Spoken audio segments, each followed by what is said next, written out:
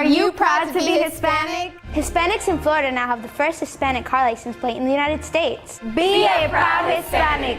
Put the Hispanic plate on your car. I want to be a doctor. I want to be a scientist. I want to be an engineer. I want to be a police officer. I want to be a professional dancer.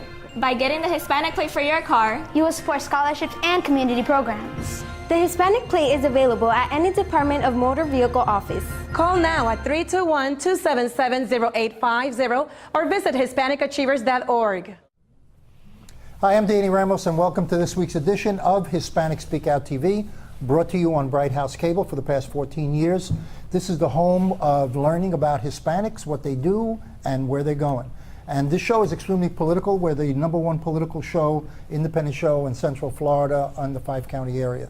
I'm here with my co-host, Jose Miranda, and of course, the one and only Juan Cordero. Hey, how you doing? What's up, bro? Good to see you, man. Welcome back. Thank you. How are you? Thank you. You were here about 5 months ago, 6 months ago. Good to be back. Good to be back, yes. And at that time, we were talking about the lawsuit against Orange County. Mm-hmm. Is the discrimination the right word to use in that lawsuit? Oh, by all means. Okay. Yeah. So why don't you tell us about where it's gone since then? What basically, let me give you, Sure. Okay. Basically, what I remember was that your organization, Latino Justice out of New York, sued Orange County, okay? No, we're the lawyers for the group that's here. Here, that's right. Okay. That's right. And that lawsuit is based upon the redistricting of Orange County, which some Hispanic groups here felt it was illegal, and it was done, that redistricting was designed to disenfranchise Hispanics from having an elected official, and so the redistricting divided up their vote, right. which is against civil rights law. Is that correct? Correct. Okay, now your turn. Bring us up to date. Sure. Much has happened, but a lot of it's behind the scenes. So, Okay. you know, I'm really happy you guys invited me back because this case is very important for everybody involved. But the fact is there's a lot of lawyering going on that nobody gets to see. Basically, we are at a point now that we've exchanged all the information that we're required to exchange. We've got information about our witnesses, about the very important things about experts to help us prove this case. We've heard from, identified, and have the written testimony of the experts for the county that they're going to use to defend themselves in this case. So it's a very open process. These are civil cases. In civil cases, you share all this information in advance. Now the question is getting ready for the trial. All right, so we're in federal court before Judge Conway, and she has set a trial date for May of this year, of 2014. But before we even get to May of 2014, there's at least two other court dates that we know are going to happen. The first one will address whether the county can ask the court for an order to knock out 2 of our experts. We have 3 in the case. I'm going to describe them in a minute for you. And the second court date, likely to be early April, that one where the county is going to ask the court to give them a judgment. You know, they basically said we're going to review all the evidence that the plaintiffs, our clients, have collected, and they're going to argue that it's still not enough to prove a violation of the law. So let's stop it right now and not go to trial. So those are 2 very important preliminary dates we have in the court that the judge will have to decide those matters before we go to, hopefully before we go to trial. And otherwise we will go to trial as expected, as scheduled in May. Okay. Recently, the Republican Party has made some inroads to the community, saying that there's a willingness to concede the redistricting issue by adding 2 additional seats. How will that affect the lawsuit, and is that an important issue going forward? Well, 2 things. I'm not sure how clear it is that such a plan would be passed and approved. I understand in general, of course, what the process is to get it approved, but we won't be able to react officially until it's actually approved in a way that we can allow to, basically allow them us to assess what's going on. But let me tell you this in general. In general, under the Voting Rights Act and all the work that we've done, and my colleagues and other organizations done throughout the country, in general, smaller districts are always better from the perspective of complying with the anti-discrimination provisions of the Voting Rights Act. Smaller districts means you better reflect neighborhoods. Neighborhoods typically reflect the voting power of the people of color, minority voters in those neighborhoods. So smaller is generally better. That's a given. And what we've seen is if the powers that be here in Orange County decide for any reason that they want to redraw districts, those of us who have been working on this lawsuit, of course, will be welcoming that. Because redrawing the districts means we change the status quo. It's the status quo that's discriminating against Hispanics. Will that take place prior to the tentative court date?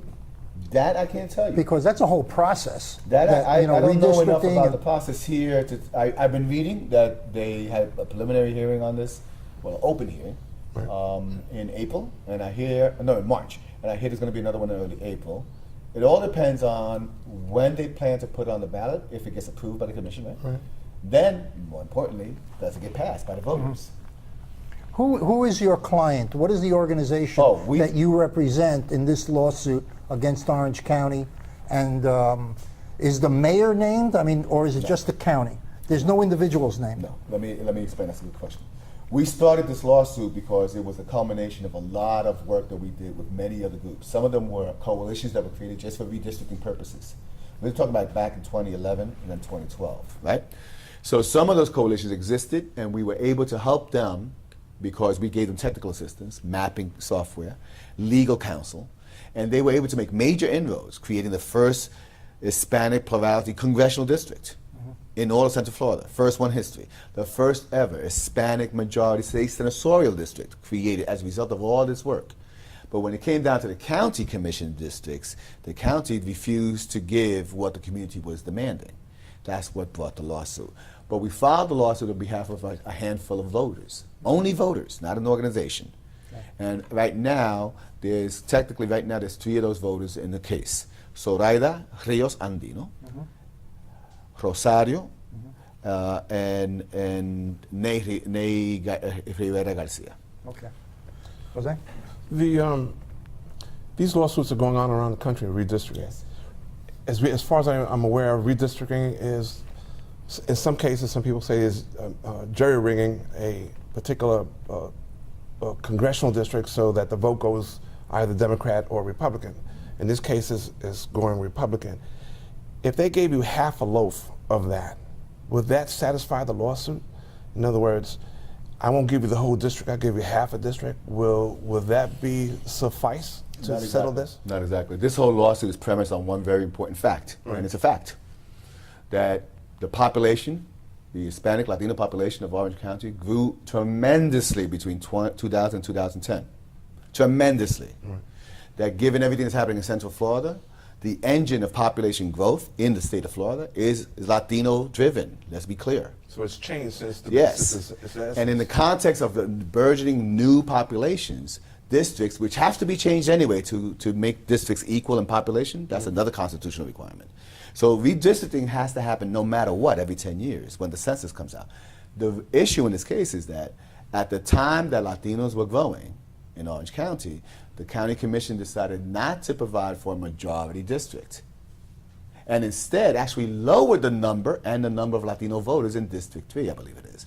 By lowering it and spreading Latinos between the 2 adjacent districts. Our argument is it watered down illegally the voting strength of Latinos. Okay, and that's against the law and civil rights, right? The Voting Rights Act, yes. Well, that was a typical use when the KKK was around. They used to use that process in order to prevent blacks from getting elected. They would split the district.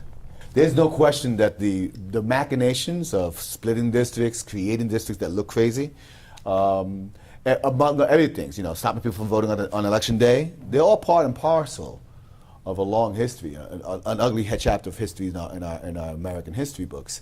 But what people need to remember is that today's new populations, the ones that will go into areas of the country that they have never been seen before, the Deep South is growing by leaps and bounds for Latino Hispanic populations. When you have new people coming into your neighborhoods, some of this reaction is not that surprising. Well, how do you address the fact, it's a southern thing, and seeing that in most southern counties and districts and stuff, they still more or less in the 19th century, and they haven't really realized that we just hit the 21st. And we're more modernized, we have more instant messaging, we have a lot of things in common now. How do we get that population to understand our needs?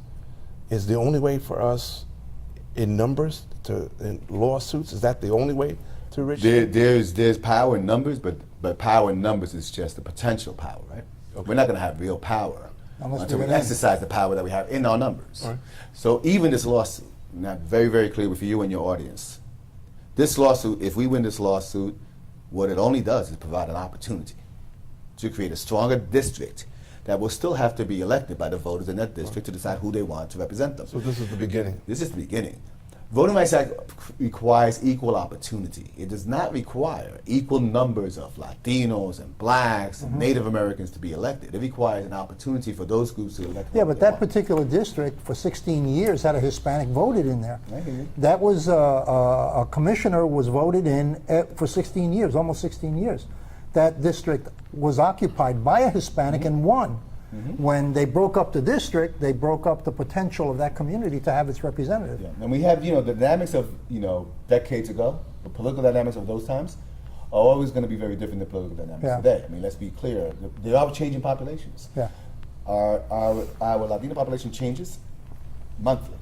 So now how is that reflected in the voting opportunities? How do we go forward? What are we looking at a year from now? A year from now, I would like to see better district opportunity. Remember, the districts are created once every 10 years. They don't change. Right. This lawsuit does not. But this is one of many that you're handling, right? But remember, if we don't change the lines, they stay the same for the next 6 years. We're in the fourth year of the decade, right? Which I go back to your question before about the proposal for adding new districts. Right. If that is a real proposal that gets voted by the voters, then we'll have a chance to change districts that will last for the rest of the decade. That's a very important opportunity. Well, listen, Jose, we're running out of time on this segment. We really appreciate you coming here and explaining this to us. You want to try Juan? Juan. Jose. Okay. No, then we made a mistake in the magazine. All right. Okay, just don't be late for dinner. Okay, all right, you got it. You're gonna have lunch on him, dinner on him. All right, so we thank you for coming down, and we're gonna follow up and find out what's going on in the court dates. This is Danny Ramos, Hispanic SpeakOut TV. Stand by for our next interview.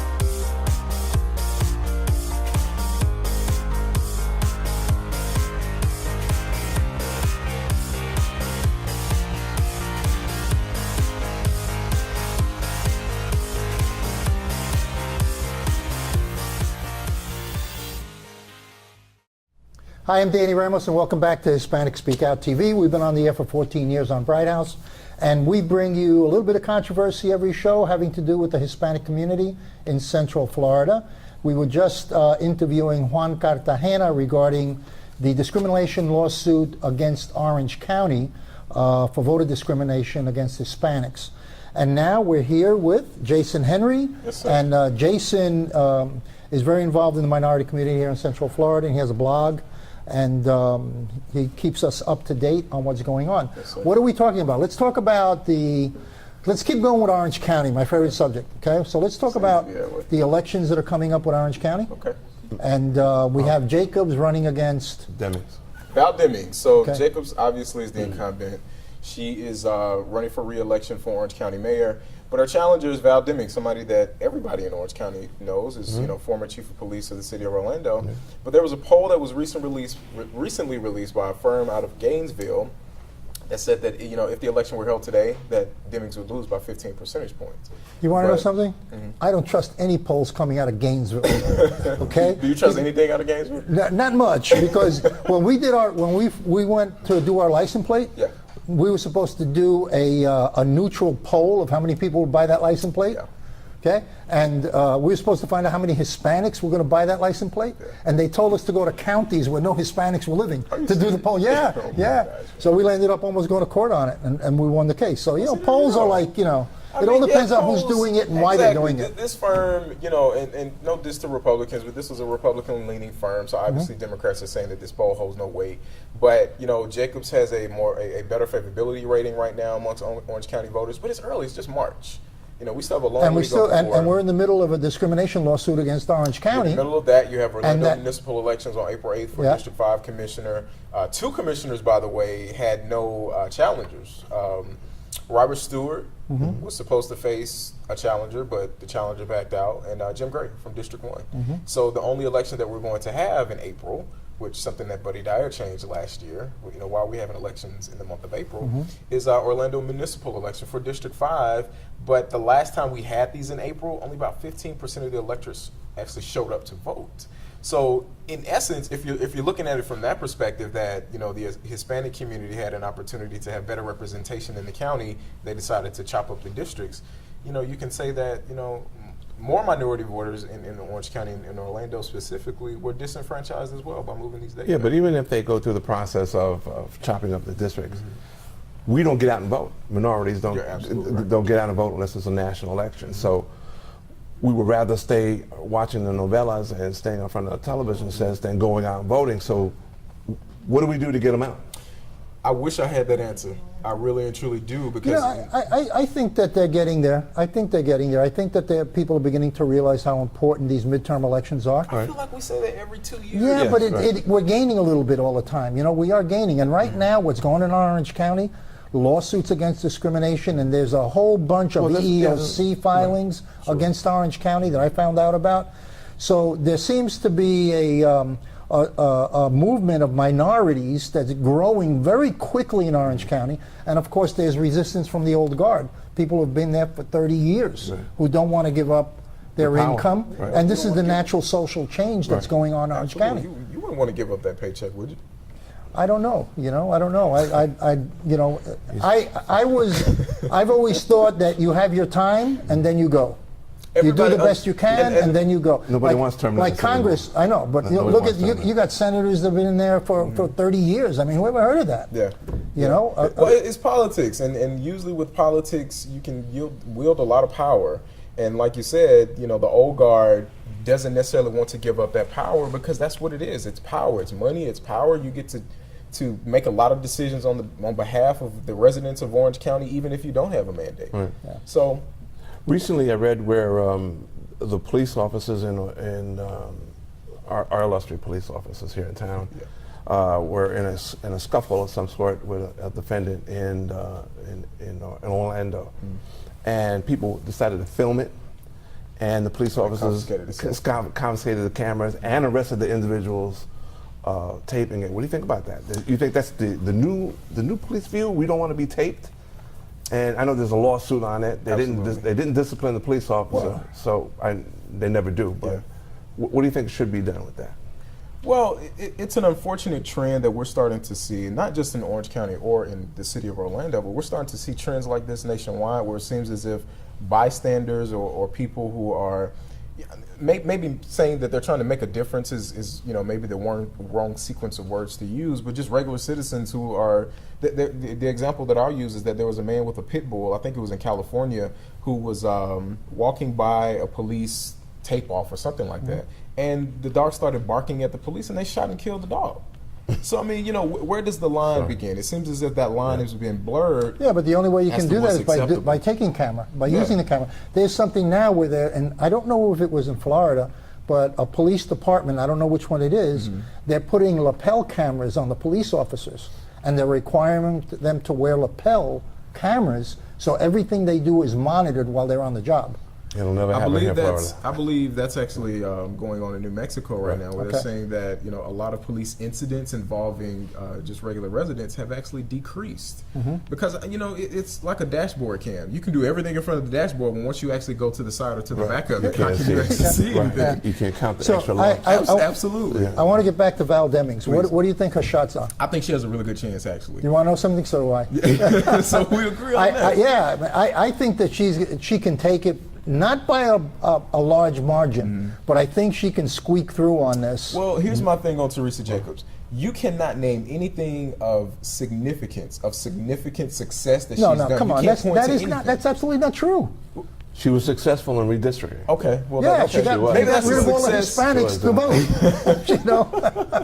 But I mean, as far as making significant changes to your life as a voter in Orange County, you can't necessarily point to one thing. Even if you don't agree with what Buddy Dyer is doing with the venues projects downtown, you can point to these things to say, okay, well, at least he's creating jobs. You can't say that about Teresa Jacobs. With Val Deming, she's going to have to hammer that home. This isn't leadership. This is someone who's just being a caretaker. And we don't need that in Orange County. We need someone who's going to be a leader. We need someone who's going to stand up for the Hispanic community, for the minority community. For all the communities. Absolutely. And we have big problems in law enforcement right now. You know, Orange County is number 3 in the nation for human trafficking. Okay, because of the tourism business. Yes. So Central Florida is number 3 in the country on human slavery and prostitution, which is amazing because you don't see it. You know what I'm saying? So, and she's law enforcement. So hopefully, you know, she can run on a ticket of straightening all of that out because it's a very difficult issue to face. From what I've heard from her so far, she's been attacking Teresa Jacobs on sick time. If you remember when Mayor Jacobs was elected. We are out of time. So this is Danny Ramos' time, but I want you back next week. This is Danny Ramos on Hispanic SpeakOut TV, and stay tuned for Darren Soto, Senator Soto, who will be coming and talking about some budget issues in the state legislature. Are you proud to be Hispanic? Hispanics in Florida now have the first Hispanic car license plate in the United States. Be a proud Hispanic. Put the Hispanic plate on your car. I want to be a doctor. I want to be a scientist. I want to be an engineer. I want to be a police officer. I want to be a professional dancer. By getting the Hispanic plate for your car, You will support scholarships and community programs. The Hispanic plate is available at any Department of Motor Vehicle office. Call now at 321-277-0850 or visit HispanicAchievers.org. Hi, I'm Danny Ramos, and welcome back to Hispanic Speak Out TV. We talk about issues that are pertinent to the Central Florida community. Political issues mostly, and I'm here with my co-host Jose Miranda and Sheila Asencios, who is a political commentator, and we have Darren Soto with us, Senator Darren Soto, who's been on the show repeatedly. We've had segments with him so that he can be informative to our constituents in our community about the issues that the Democratic Party is supporting for 2014. We want to talk about some of the bills that you have coming up, Darren. So explain to us some of the bills and why you're putting those bills forth. Well, first, we're dealing with a big budget change this year, in that Florida has finally turned the corner. Not only are we now the 3rd largest state in the nation, but we now will have $1 billion surplus in the budget. It looks like it'll be about $75 billion. And one of the first things that I'd like to see is a rollback of the driver fees that went into effect back in 2010. That could be anywhere from $200 to $300 million, and that'll all go back to the citizens of Florida. Another thing I'd like to see through the budget is another $500 million for education. To number one, get us close, if not to the peak of per student spending of about $7,000 that we had in 2007 before the recession hit, in addition to hold back any increases in tuition. My district can't afford any more tuition increases, and I truly believe the long-term job outlook, the long-term economic development of our state is by training the next Bill Gates, by training the next Warren Buffett right here at home.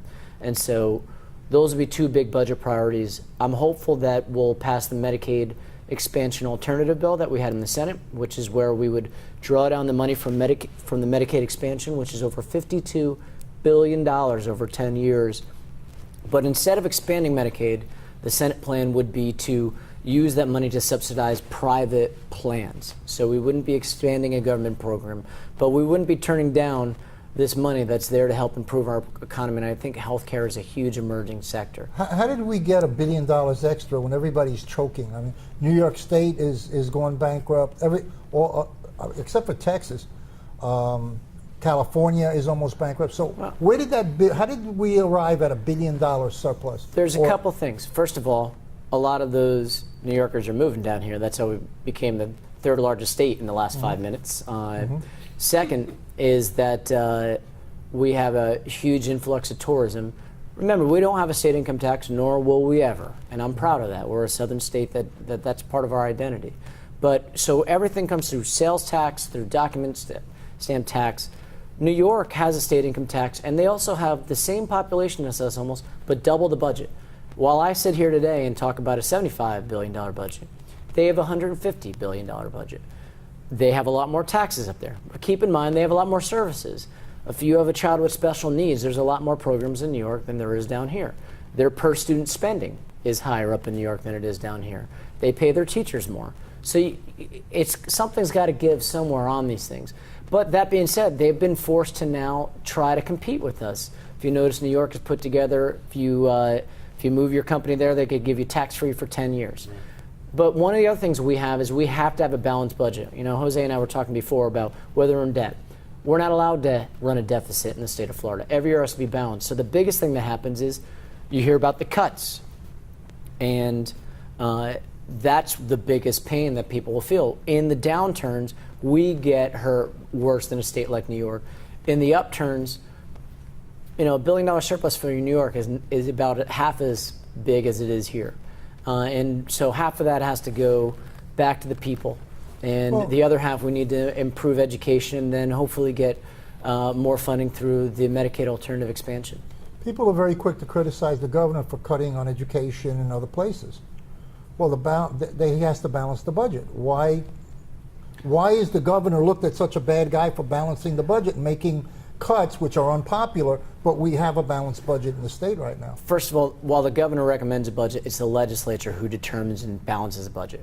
We have never used the governor's budget once in the last 3 years. So you're saying but governor, let me go on to further explain. Just sign or not sign? The governor can line item veto. But I could tell you this, there have been $400 million in economic development dollars spent to give out in a quick action fund to different corporations who he's buddies with and other powerful legislators. If I were governor, there would be one major thing I would have done differently. Instead of cutting over $1 billion. Do you want to be governor? No, I want to be a state Attorney senator. General? Attorney General? I'm running for re-election as state senator, but Okay. I appreciate you tossing out some suggestions for me. But the big thing I would have done differently is day one, I would have cut out the economic development budget other than trust fund money, like for instance, tourism pays into a trust fund to advertise for tourism. But I wouldn't have want any discretionary dollars to give the corporations. What I would have done is use most of that to plug in the K through 12 budget, some for the university budget, and we wouldn't have had that $1.3 billion record cut. We would have had closer to a $300 to $500 million cut, which would have been bad, but that's where you have to get on the pulpit. And you got to tell people what we have to do. Any other bills of interest that the community should know about? Working on a bill to rank how to deal with the surplus land issue. We're hoping to stop it altogether. I don't know if you know, but there have been a list of so-called surplus conservation lands that have attempted to be sold. Part of these included where the Wekiva is. We had to stop that. The Green Swamp in Polk County. Well, who's trying to sell them? The Department of Environmental Protection. And now even some bear country over in Seminole County, as if we don't have enough interaction with our citizens and bears right now. So that's an issue that we're working on, You know something? I had a bear in my front yard. And you'll have more if that land gets sold. And we're trying to pass meaningful springs restoration. I'm working with Senator Simmons on some bipartisan legislation to put a third of our dock stamp money into restoration of springs. Okay, I got to cut you off down. We've run out of time. Hispanic Speak Out.